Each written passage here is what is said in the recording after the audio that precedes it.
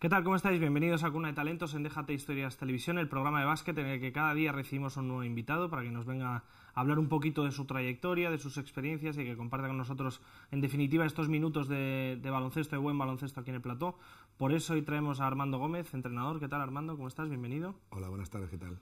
Bueno, lo primero, preguntarte cómo empezó tu relación con el mundo del baloncesto. Estamos viendo antes de empezar el programa en las pantallas, pues bueno, ya en categorías LEB, en ACB como entrenador, pero cuéntanos cómo empieza tu relación con el mundo del baloncesto.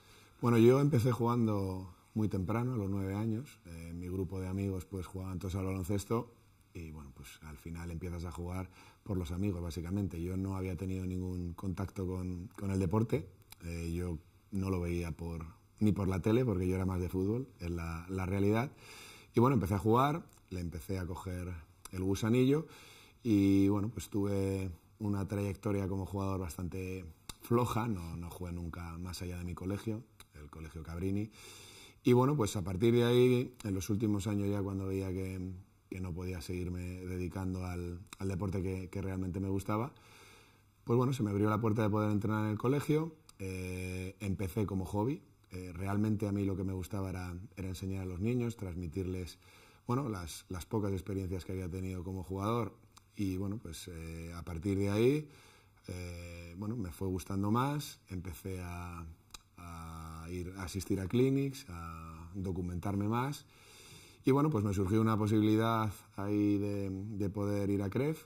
En CREF pues bueno, vi otra realidad del baloncesto ya competitivo.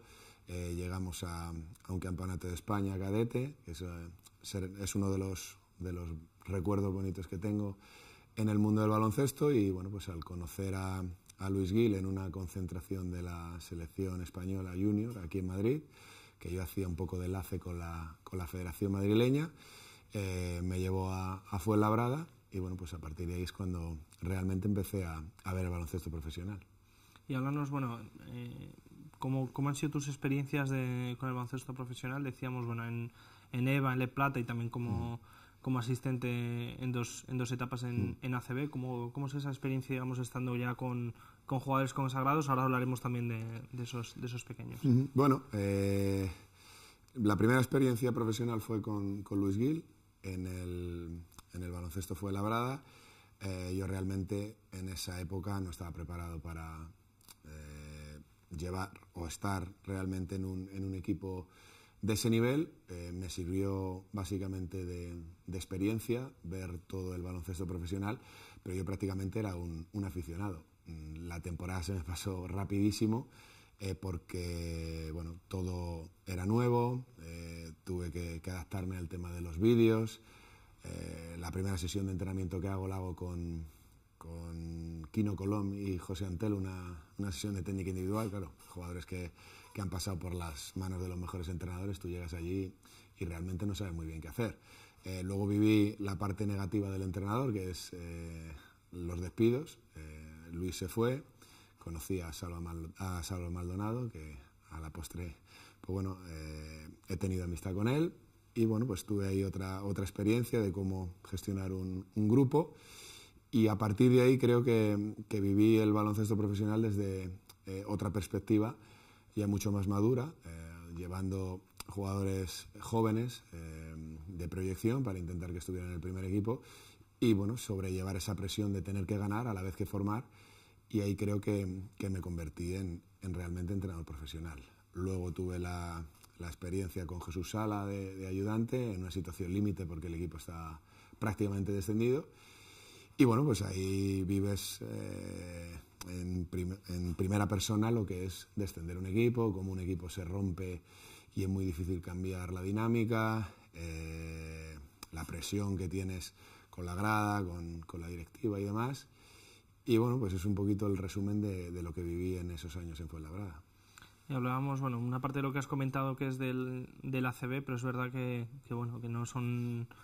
como puede ser en Fuenlabrada o otros equipos ACB, los EVA o LEBs que tienen vinculados, no son propiamente dicho un EVA o un LEB. ¿Cómo se prepara ese tipo de equipos? Estamos viendo una foto aquí, de hecho, que que vemos a Roland, si no me equivoco, con el vinculado con Getafe esa temporada de Le Plata. Bueno, ¿cómo se prepara la temporada para ese tipo de equipos que juegan en categorías profesionales o semiprofesionales, pero que por otro lado, pues lo que decías antes también, que tú les estás preparando para que peguen el salto al primer equipo? Bueno, hay que tener claro dos cosas. La primera, que tú estás ahí para que ellos lleguen al primer equipo. Tienes que dejar el ego de entrenador a un lado para saber que tú estás en un segundo plano y que si el equipo pierde, la responsabilidad mayor va a ser tuya y aparte, si el equipo queda en puestos de descenso, pues es algo que uno tiene que asumir y de hecho pasó, ¿no?, en esas etapas. Lo principal es que el jugador se desarrolle. A nivel de grupo es muy difícil porque la mayoría de los jugadores estaban en dinámica de ACB, con todo lo que eso conlleva, menos entrenamientos con el grupo, un poquito de distorsión de lo que es la categoría en la que estás, porque al venir del máximo nivel, de entrenar con ACB, pues piensas que llegas al Le Plata, llegas a la categoría y vas a hacer 20 todos los días, y no es la realidad. Hay otro punto intermedio, ¿no? Y luego, pues, el tema de la competición, que la Le Plata está muy devaluada, o las ligas LEP en general, y se piensa uno que con tener calidad vale. Y ahí hay un baloncesto muchísimo más elaborado, porque cada equipo tiene sus recursos, juega de una manera muy diferente. No es lo mismo que en la Liga Endesa, que más o menos las estructuras son iguales. Pues en Le Plata te encuentras con equipos que a lo mejor te defienden 40 minutos en zona, te encuentras con equipos que juegan con 5 pequeños, te encuentras con equipos que juegan en un pabellón que hace un frío que tú no lo has vivido en el pabellón donde estábamos entrenando, y todo eso, pues adaptarse es muy difícil. También sumar que son adolescentes, con todo lo que eso conlleva, el entorno familiar.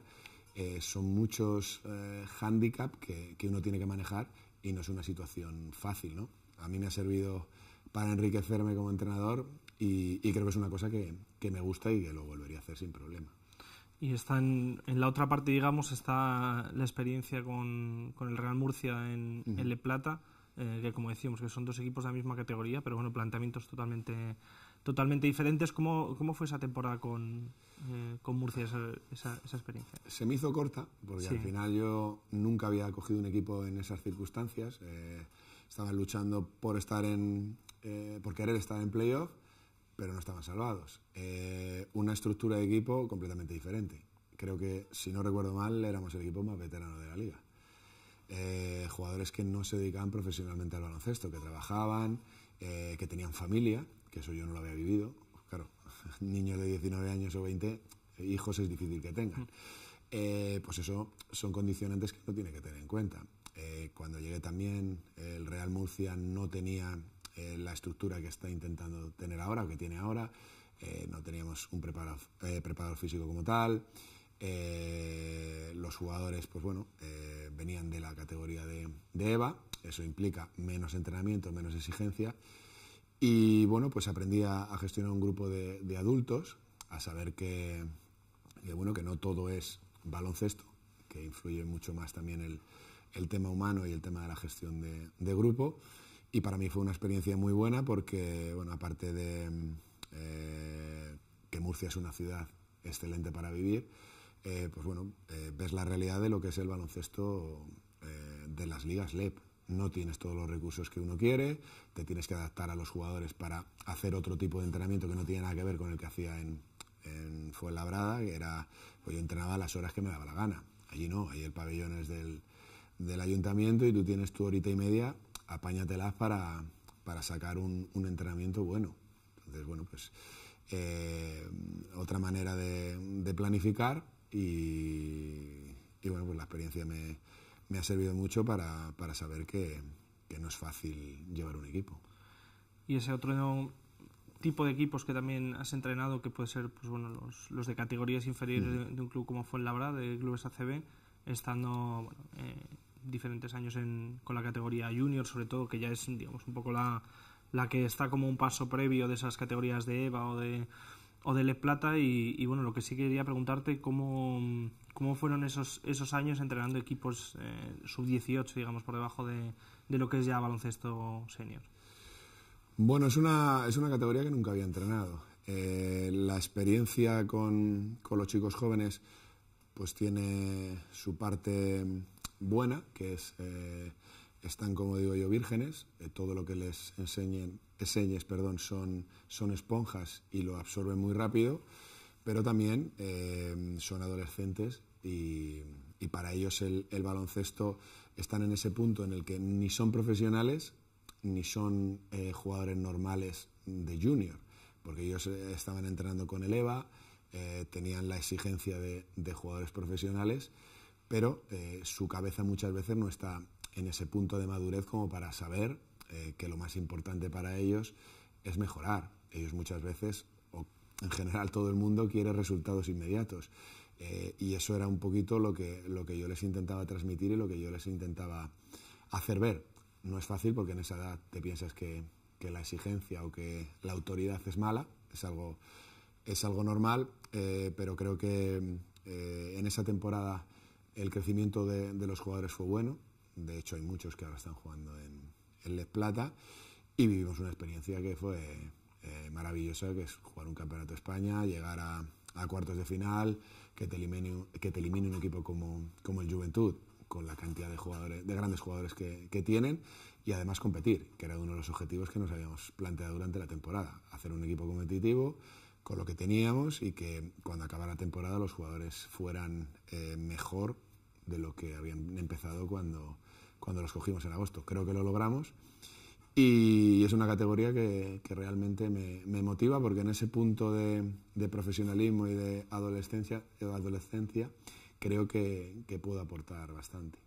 Y aunque no podemos decir que seas un entrenador veterano, pero sí ya con varios años de experiencia, como decías, estamos viendo en las fotos a jugadores que ya pues han debutado en ACB, has entrenado a jugadores que ya están en Le Plata, en Le Oro, en esa edad, digamos, entre los 18, 21, 22 años, que empiezan un poco, digamos, ya a tirar hacia arriba. ¿Y cómo les vas viendo ya desde fuera? Un ejemplo que tenemos ahí en unas fotos es Roland Smith, ahora ya jugador del Barça, otros jugadores que han estado contigo, como decíamos, en EVA o en Le Plata, pero que ya están en otros clubes en LEP jugando. Bueno, pues la verdad es que es un motivo de orgullo, porque cuando tú eres entrenador, cuando estás entrenándolos, no tienes la sensación de que el jugador esté evolucionando tanto como realmente lo hace. Esto es como los padres, ¿no? Cuando están siempre con el niño no ven que crece. Y esa sensación la tenía un poco cuando entrené a Roland, Chema, Musa. Como es un proceso tan largo y sabes que cuando ellos exploten no los vas a disfrutar tú, pues es la parte un poco ahí frustrante de decir, madre mía, que no arranca, ¿no? Pero claro, todos los jugadores tienen un proceso diferente. No es lo mismo Roland que, por ejemplo, Chema. No es lo mismo Roland que Musa. No es lo mismo, bueno, muchos jugadores. Jorge Sanz, que está en Leporo, pero creo que puede jugar perfectamente en la Liga Endesa. Hay muchos y alguno que me olvidaré. Entonces, en ese momento es trabajo, no te das cuenta de lo que estás construyendo, y una vez que ves que esos jugadores ahora mismo están en una posición de profesionalismo y que tiran para arriba, pues te da alegría, porque al final siempre quedan vínculos emocionales. Yo a todos les aprecio, aunque en su momento pues mi exigencia ya ha podido parecer que la parte humana la dejaba a un lado, pero te alegras por eso, porque sobre todo por ellos, porque te das cuenta que todo el trabajo que han hecho, que les has hecho hacer, ahora lo están recogiendo y para bien, porque están cobrando mucho dinero. Alguno llegará a jugar, bueno, de hecho Roland va a jugar Euroliga, está en un gran club. Bueno, todo eso pues es una motivación para ese trabajo que estabas haciendo, pues que da sus frutos. Otras veces no, otras veces tiene la parte negativa, que hay jugadores que no van a llegar y no pasa nada. Lo que intentas es que entiendan que tienen que llegar a su máximo nivel, y su máximo nivel pues puede ser EVA, y EVA se puede jugar al baloncesto, no se acaba ahí. Igual que un entrenador, somos muchos, no todos vamos a llegar a ser Zeljko Obradović, entrenar en Euroliga. Pues tu máximo nivel, hasta donde llegues, y eso es algo que en todos los equipos donde entrene lo transmito y lo diré, que no es lo más importante llegar a lo más alto, sino ser lo mejor posible. ¿Y qué baloncesto sigues normalmente fuera de lo que se puede salir tu día a día? Es decir, cuando estás entrenando un LEB o estás entrenando un junior o bueno, este último caso la selección cadete de Madrid. ¿Qué baloncesto te gusta seguir o te gusta ver? Mira, yo soy sincero. Si uno quiere saber más de baloncesto, tiene que mirar a los mejores. Yo lo que más veo es Euroliga. Y luego ACB, y luego Leporo, y así para abajo. Si uno quiere entrar en una categoría, tiene que conocerla. Pero yo realmente donde pongo el foco es en los mejores, para aprender, y sobre todo si quieres, no ya por ti, sino si tú quieres transmitirle a un jugador lo que tiene que hacer para llegar al máximo nivel, tienes que ver el máximo nivel. El baloncesto de ahora no es el de hace 20 años o 10 años, entonces tienes que estar al día. Ahora, por circunstancias, lo que más veo el fin de semana son cadetes, que es una categoría que me gusta muchísimo, porque creo que la mejor experiencia en cantera la tuve en cadete, con lo que comenté antes en CREF, y el baloncesto ha evolucionado, así que si uno quiere, como he dicho antes, estar al día, tiene que verlo mejor, y la verdad es que ahora la Euroliga está a un nivelazo. Y que además con este formato nuevo de Euroliga, que todas las semanas tienes varios partidos, claro, que sabes que te tienes que pegar delante de la televisión para verlos. Eso es. Y si hablamos, por ejemplo, de cantera, que tuvieses que coger una categoría, yo te digo, bueno, si minibásquet, infantil, cadete o junior, ¿hay alguna que puedas decir, bueno, en esta me podría sentir cómodo o me gustaría entrenar en esta categoría? Me lo pones difícil porque la mejor experiencia, como te he dicho, la tuve en cadete. Los niños pequeños es una cosa muy agradecida, porque ahí sí que no saben nada, y para ellos el entrenador es como un dios, ¿no? Un semidios ahí. Pero realmente la categoría, yo creo que más satisfactoria para un entrenador de formación, creo que es la categoría junior. Están en ese paso en el que van a pasar al profesionalismo, si se puede hablar, porque ahora mismo en el baloncesto profesional, salvo en ACB, creo que los jóvenes no pueden vivir del baloncesto a día de hoy. Y en junior, pues eso, ya es un baloncesto senior, ya están en el punto en el que más o menos saben hacia dónde van a tirar. Habrá algunos que se tengan que quedar en categorías como baloncesto en nacional o Liga EVA, y hay otros que tirarán para arriba. Entonces, creo que es la categoría un poco en la que vives el baloncesto profesional, aparte de estar en formación. Hablabas de esa experiencia en cadete con CREF. Aparte de esa, no sé, alguna otra que puedas recordar con especial cariño, ya sea por el resultado de la temporada o por jugadores puntuales que tuvieses. De todas las temporadas, pues evidentemente sacas cosas positivas. Lo he dicho ya muchas veces, donde más he aprendido, cuando más he aprendido, ha sido de las malas, y en los últimos años he tenido bastantes. Pero bueno, como aparece ahí en la foto, creo que el año que quedamos campeones de la Les Plata y jugamos una final de Copa, eso fue una experiencia brutal, porque lo viví todo. Perder una final, ganar una final, porque al final ese partido que jugamos contra Mallorca pues era el todo o nada, porque si no hubiéramos tenido que ir a playoff y creo que no hubiéramos llegado. Entrenar jugadores con proyección, entrenar jugadores jóvenes, entrenar veteranos que luego a la larga se convierten en amigos. Ese año lo viví todo. Y también saber cómo gestionar tus emociones, porque ahí eso era un cúmulo cada semana. La presión de te ves el primero, que no era el objetivo, y yo cada semana iba pues tensionado, ¿no? Lo siguiente, decir, madre mía, que no me saquen de esta posición, porque ascender no se asciende muchas veces en la vida. Entonces, o haciendo esta, yo pensaba, haciendo esta, no haciendo ninguna. Y bueno, pues cuando acaba el momento de ganar, pues te das cuenta que no lo has disfrutado todo lo que lo tenías que haber disfrutado, ¿no? Luego, cuando pasan los años, pues te das cuenta de lo que has hecho, que no es fácil, y bueno, lo recuerdas con especial cariño. Pero podría nombrar varias temporadas en las que no hemos ganado y hemos hecho cosas importantes. Y de hecho comentabas esa foto, también como curiosidad para los espectadores que ya hayan visto la cabecera, que hay ahí precisamente el partido ese contra Mallorca, un mate de Roland Smith, que bueno, que si nos ponemos a repasar un poco la plantilla que había en concreto en ese leve esa temporada, ahora vas viendo pues bueno, eso, varios jugadores en ACB, Euroliga, Leporo, bueno, un poco todo lo que comentabas, todo lo que tenía ese equipo. También es cierto, y no es por quitar mérito a nada, tú cuando estás en una cantera de ACB, pues simplemente por porcentaje algún gran jugador vas a tocar. Lo que tienes que intentar es que sean los máximos, no los que lleguen a ACB. Yo creo que eso, si te presionas tú y presionas al jugador de decir o ACB o se acaba el mundo, le estás poniendo una presión que no es real, porque el porcentaje de jugadores que llegan a jugar en el primer equipo es muy bajo. En esa foto también estoy viendo a Nick Spice, que ahora está en Obradoiro. Es un jugador que en principio pues nadie pensaba que podía estar en ACB cuando tuvo la temporada que tuvo nosotros, que no fue especialmente regular, y de repente pues se va a su país, lo hace bien y retoma la competición, vuelve a la liga que él quería. Nunca se sabe. Luego en Ávila también entrené a Massim Fall, que ahora está haciéndolo muy bien en Leporo. Claro, pero es que ese año Massim Fall coincide con Chema González y coincide con Musa Diagne. Claro. Ahora lo ves y dices, madre mía, qué tres pibos teníamos. Pero en su momento no destacaban, especialmente ninguno de los tres. Se sufría con ellos, ¿no? Se sufría, perdimos un montón de partidos pues por tenerlos en el campo porque no estaban preparados para la competición normal, porque tenían uno tenía 19, el otro 18 y el otro 18.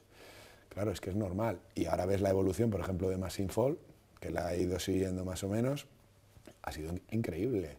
En EVA se salió, fue a Les Plata. Bueno, en Les Plata creo que no ha tenido ni paso previo. Se ha ido directamente a Leporo y es un jugador asentado en la categoría. Entonces, claro, ves eso y dices, bueno, pues todo el trabajo que ha ido haciendo ya no te lo atribuyes a ti, sino que las cosas tienen un proceso y cada uno tiene el suyo, hay que tener paciencia. Si es cierto que en el baloncesto profesional no hay paciencia porque lo que te piden los clubes hasta cierto punto es normal, que es resultados, pero cuando tú tratas con jugadores jóvenes, como he nombrado antes, el ego lo tienes que dejar a un lado, porque al final lo importante son ellos y si tú pierdes más partidos, o lo asumes o te frustras. Y hay en algún momento que yo he estado frustrado realmente de decir, madre mía, no gano ningún partido, no me va a fichar nadie, seré tan buen entrenador como creo que tengo que ser para que estos jugadores crezcan. Todo ese tipo de preguntas te las haces tú, pues imagínate los jugadores jóvenes cuando ven que no les salen las cosas, pues les debe de pasar de todo por la cabeza. Y has mencionado prácticamente al principio de la entrevista, pero no hemos hablado de ello, de algo que ahora parece imprescindible en los equipos profesionales, como es el tema del vídeo o del scouting. No sé, dentro de los equipos que has estado en LEB, ¿qué importancia le dabas tú al tema del vídeo? Nosotros lo que intentábamos era, sobre todo, fijarnos en lo que hacíamos nosotros mismos, no lo que hacía el rival. Si hacíamos algo de scouting, de cómo jugaban, pero intentábamos ponerles el vídeo a los jugadores de los fallos que tenían, de los fallos que teníamos como equipo, no todo lo que nos hubiera gustado, porque cuando tú estás en el baloncesto profesional de verdad, pues el jugador vive para el baloncesto. Tú cuando acabas un entrenamiento a las 10:30, 11 de la noche, dile al niño y al padre que se quede a ver un vídeo contigo. Anteriormente tiene que hacer físico, anteriormente viene del colegio y tiene sus horas de estudio, o si no tiene la técnica individual. Claro, no hay horas como te gustaría para que lo dedicaran 100% a analizar sus fallos. Entonces, como buenamente puedas, es muy importante el vídeo porque al final eso no engaña. No, es que yo no he hecho esto, no, ahí está, ese eres tú, yo no lo he inventado. Entonces, creo que es muy importante y en el baloncesto americano cada vez está más profesionalizado todo con el tema del vídeo, estadística, y creo que aquí vamos un poquito por detrás, ¿no? Yo creo que es también un poco la cultura que tienen allí y la que tenemos aquí y sobre todo los medios. Y el tema que decías de la técnica individual en cantera, parece como que, y ahora que es obligatorio y cada vez vamos a más, pero en este tipo de equipos, sobre todo ya no lo que podría ser la experiencia con el Real Murcia, sino equipos de Le Plata que son jugadores jóvenes que todavía están en un proceso formativo muy importante suyo, ¿qué importancia le concedes tú, tanto cuando eras primer entrenador, cuando a lo mejor eras incluso asistente en ACB? A ver, no se hace toda la técnica individual que a uno le gustaría hacer. Primero porque si tú quieres competir en cualquier liga, necesitas hacer entrenamientos de equipo. El jugador necesita su parte de descanso. Entonces, las horas que te quedan durante la semana para hacer técnica individual no son tantas como te gustarían. Entonces, yo creo que el trabajo de técnica individual en competición es muy importante pero tiene que estar arreglado por el tema sobre todo del físico. Lo que es básico para un jugador cuando acaba la temporada es el verano echarle horas. Lo ideal sería que durante la temporada tuvieran cada día 2 horas de entrenamiento, sí, pero es prácticamente imposible y sobre todo con la estructura que nosotros teníamos el último año, Junior, EVA, que jugaban 2 partidos cada fin de semana. Son humanos, luego tienen, como he dicho antes, tienen que estudiar, luego tienen familia. Luego, es un trabajo fundamental, pero es un trabajo que, mientras que haya competición, pues es difícil que le puedan echar las horas que debería, o que se debería. Mencionabas el verano, no sé si, bueno, con todos los jugadores que ya has entrenado, ¿hay alguno de ellos que vaya a acabar el año y ya recurre a ti? Oye, Armando, a ver si podemos entrenar en verano, o bueno, trabajo que puedas hacer individual con jugadores. Una vez que salí de Fuenlabrada, no.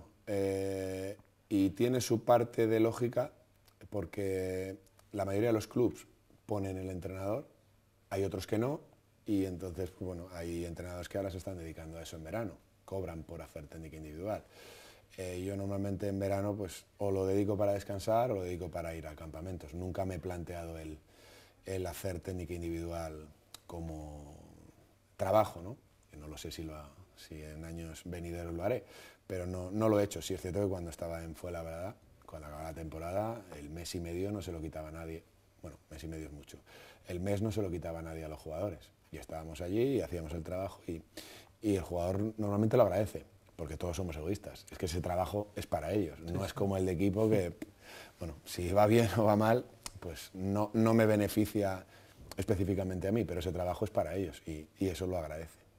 Pues Armando Gómez, gracias por este rato aquí en Cuna de Talentos, se nos ha pasado volando el tiempo, con lo cual, bueno, ya si hay otra ocasión seguro que te invitamos para que vuelvas por aquí y sigamos charlando de baloncesto. Muchas gracias y un placer. Y gracias a todos vosotros, ya sabéis, seguid pendientes de Déjate Historias Televisión.